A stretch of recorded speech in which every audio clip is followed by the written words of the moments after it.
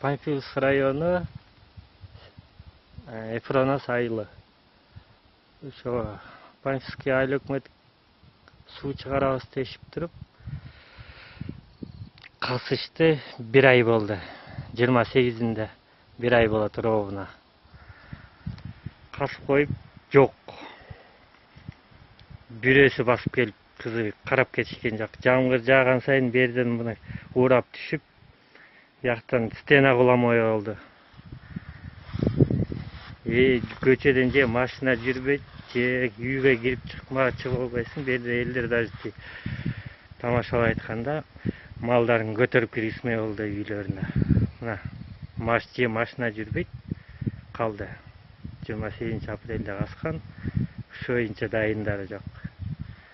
Же староста кыймылдабайт, же айыл өкмөтү кыймылдабайт. Бирөөсү жок. 1 ай болду.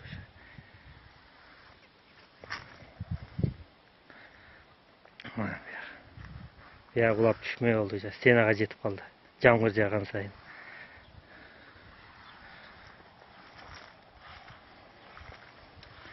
Ошого көңүл буруп коесуңарбы, сураныч.